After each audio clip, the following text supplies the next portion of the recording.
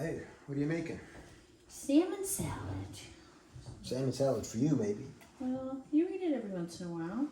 Yeah. That way it's just in there and ready when we need it. How's the rest of your day for coaching calls?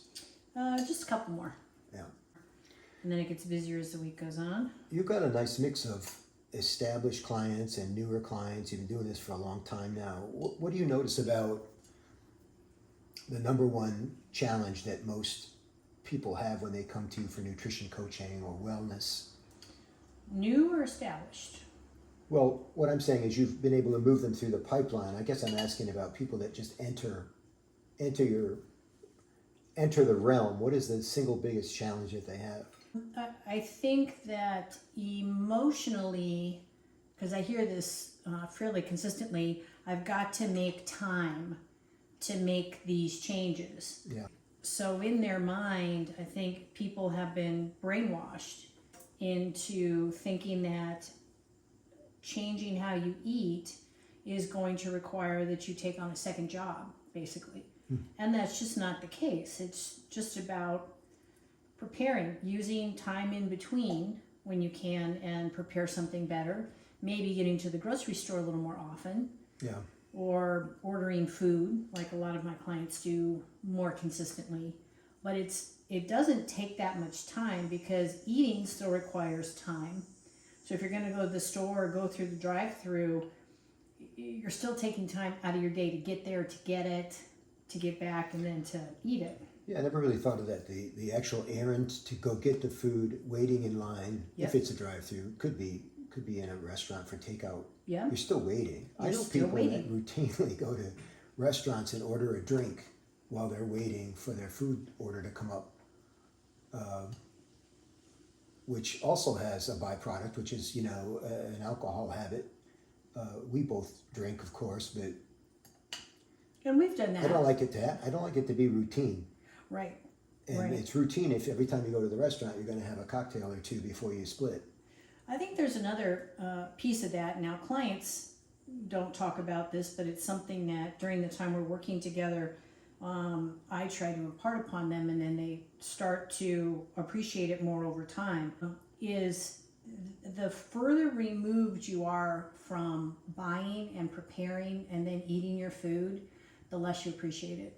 And I see this over and over and over, where food has become like this nuisance instead of something that you're actually doing for yourself that matters, that can alter the course of your health. It's just crazy to me. Yeah, it's like that old argument about DIY, do it yourself, versus some sort of involvement or investment. I see a similar thing on my end. They do overestimate, like I do in the speaker coaching I do and book shepherding. People almost always overestimate how much time it's going to take them to do the things that I ask them to do. Yeah. And part of that is, I don't know, maybe it's my fault. I'm not creating a clear enough picture of it, exactly what's involved. Maybe they would never believe me no matter what I told them. But I always tell them it's not a heavy lift. Like, I can help people become better speakers just by getting up in the morning.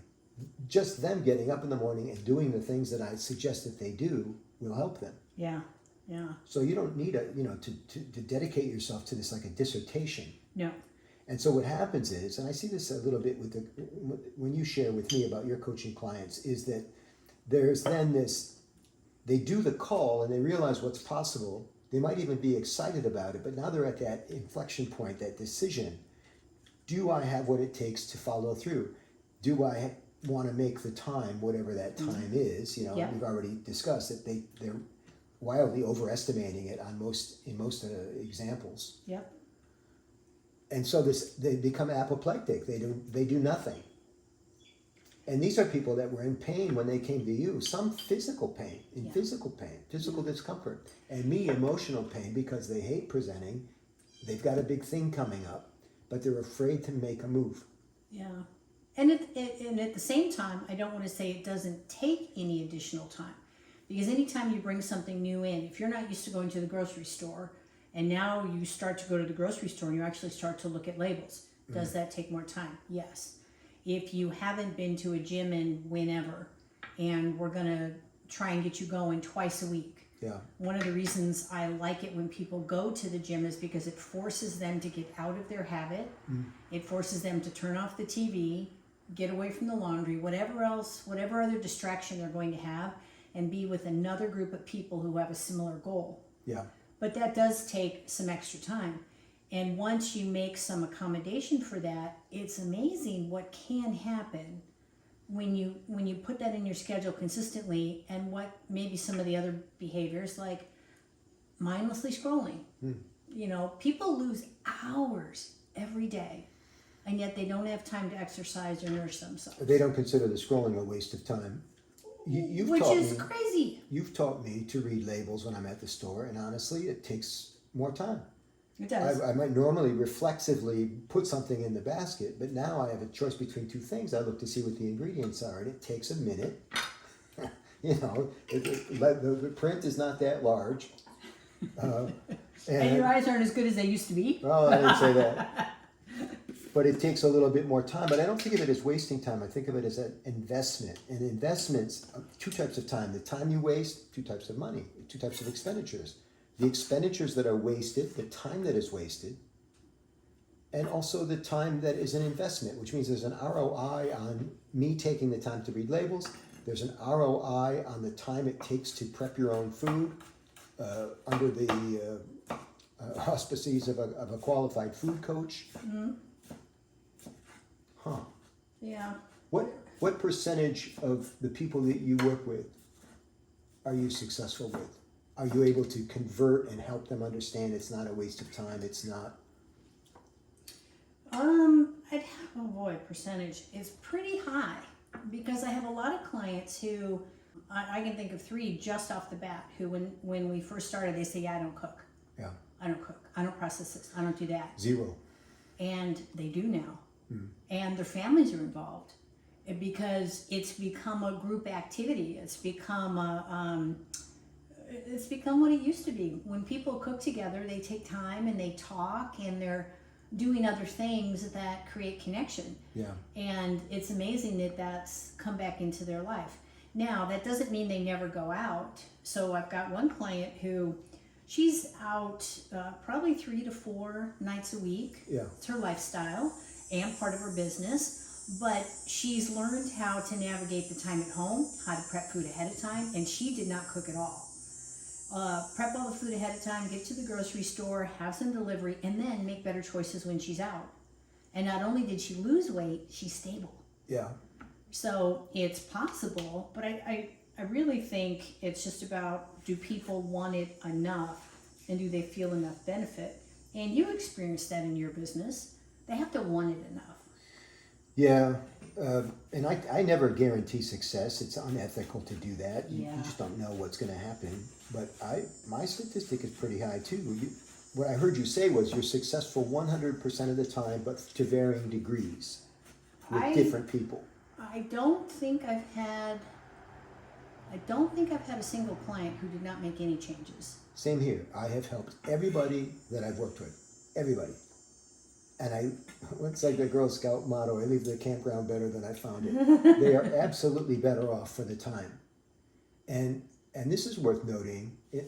I suppose most coaches figure this out eventually, is that a lot of times they're worried about me performing, when in fact they should be worried about themselves performing. I would say more often than not, it's the client that's not doing what they said they were going to do to follow up and make it happen.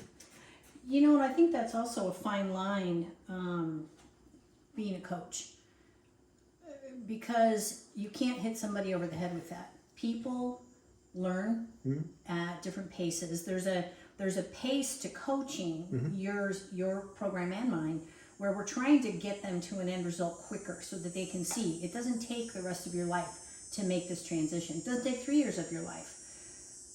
But you've got to show up and do the necessity. But if something happens or there's a gap, people have enough in their life telling them they're not successful that's not our job to tell them they're not successful. No, it's not that. I didn't advocate that. I think, in fact, I have systems in my program that serve as guardrails for them. You know, like, well, I'll say they'll owe me and have agreed to do, say, a draft on a keynote or a signature story or something, and it's not ready on Tuesday, then it's not ready on Thursday. And so the guardrail is, come on now, we agreed that you would have this on Tuesday. Is there anything I can do to help you get going? All the calls are recorded. I mean, everything's above board. Right. And I never hold them emotionally ransom, what do you call it? Emotionally hostage Yes. for it. But Well, and it's also good to remind them, and I know you do this, it's great when you've got the goal. You and I have talked about this a lot. You talk about the target versus the bullseye. yeah, And it's very, I think, important in both of our businesses that when we're working with people, we help them get real clarity. Not just on the target, but what is the bullseye? Because bullseye being exactly what they want, target being approximately. yes, because and then we work that timeline backwards. Yeah. Because then it's not my goal or your goal, it's their goal. And when something lags, I like to revisit their goal. Yeah, How are we going to do this? yeah, If these things aren't happening, how are we going to reach your goal? yeah. It's always interesting when that moment of truth comes and I say to the client, have you changed your goal? Yes. And they say, what now? You know, like, what do you mean if I change my goal? Because it smells like a trick question, but it isn't. I just want to know if you've changed your goal, it's okay with me. Right. Because we I have still to love adjust you. the I timeline. still help you. Yeah. But if you change your goal, just tell me, and then I won't badger you anymore. You know. Yeah. In your case, losing 20 pounds. In my case, getting ready for the keynote on April 15th. If you're going to get ready for the one in July, that's fine with me. Yeah. Just tell me. Yeah. So I think good coaches get in line with people on this. I didn't know this would turn into kind of a good coaching primer, but I'm so proud of the way that you've ushered your clients through this. I know you've got a really interesting mix right now. You've got I think a 20-year-old college kid that you're coaching. Yeah. You've got a highfalutin banker in Florida that needs help with his nutrition because he's got some particular things, and you never tell me the details. It's none of my business, but I know you're helping all kinds of people with Got this. a 19-year-old college student, which is also interesting. And what's so cool about that is this young man is going to be so much further ahead than all of his college buddies. Yeah, He's gaining an understanding of his body, and what's so interesting is he's loving it. yeah. Because he struggled with the weight. He struggled with feeling crappy. And he's like, I didn't know it could be this easy. Yeah. He just got to do it. I wish I would learn a lot of this stuff that you've taught me when I was 20. It would Me have too. probably added years to my life. Me too. And you've got a couple. You're coaching. It's not the first time, but you currently have in your stable. It's an interesting mix right now. A couple business owners in another state that we met at a conference, and they both have, I think, individual goals. So you meet with them jointly for a number of sessions, and then you're going to separate because they have different Yep. bullseyes. Yep. Pretty good. Yeah. It's pretty exciting. Yeah. Well, I just think it's fun that you and I get to spend every day Yeah. helping people. I love And it. if we're not helping people, we're in the process of looking for more people to help. And it's what gets me up in the morning. Yeah. It's always fun talking shop. I will tell you this, if you ever make me smell salmon, raw salmon again for one of these videos, It's not salmon. It's not over. raw. But you eat this. I just put so many olives in that you made. don't try to spin it. See you later.